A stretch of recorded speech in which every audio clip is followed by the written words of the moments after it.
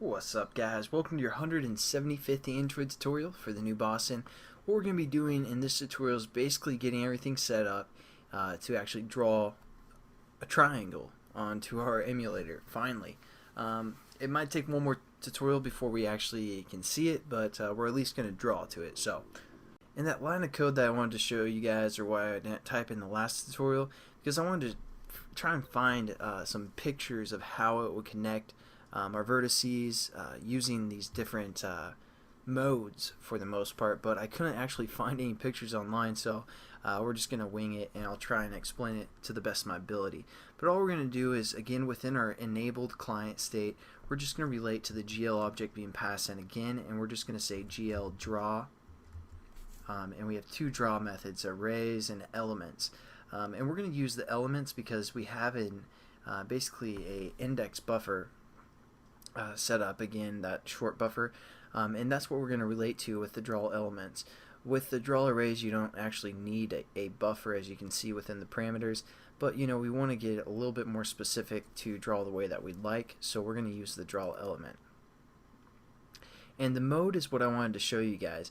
Basically, it's going to connect our points or vertices in different, or indexes I should say, because again we created these 3 points out of the coordinates for the most part, and it's going to connect those points different ways. So again we're going clockwise, starting at 0, 1, 2, and we can connect those either by like creating a line.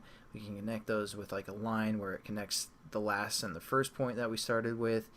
We can connect it with actually just building a triangle, which we're going to use, and there's also other ones like triangle fan and some other options that you guys can use, but again I couldn't find any pictures on that, so sorry about that. But again, all we're going to do is we're going to relate to our GL10 object or class, and then we're just going to say GL underscore triangle, and yeah, we have a triangle strip, a triangle fan, but we're just going to create one triangle. You guys, if you can find it, like leave a comment in the video or something to help other people see what these actually do. Basically, a strip is if we had like 10 points, it'd just like start at this point, strip it, or go like a zigzag down all those points and create triangles that way into a strip. A fan, if we had like a point here, like this is our point 0, then we have point 1, 2, 3, 4, 5 all around it. It'd create triangles based off that center point. But since we're just creating one triangle, we're just going to say we want to just build a triangle out of it. And then what we want to do is we want to tell them how many points or indexes we have.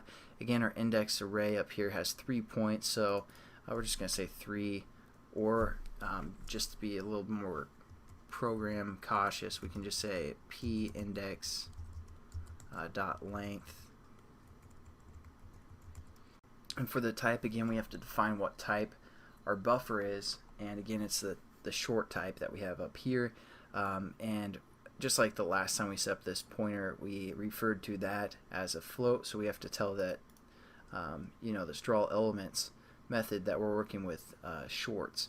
So all we're going to do is just say our GL10 object or class, why do I keep saying object, dot GL underscore unassigned short, or unsigned short, sorry. And we're just going to click that, and then that's going to define what type we're working with. And then lastly, we need to set up our buffer, which we called pbuff. And there we go. We're pretty much done with that line. And all that's doing is going to say, hey, we're working with 3 points or 3 indexes, and we're working with a short, and this is basically the order that I want, and I want you to get to draw a triangle. Again, going counterclockwise, all that good stuff.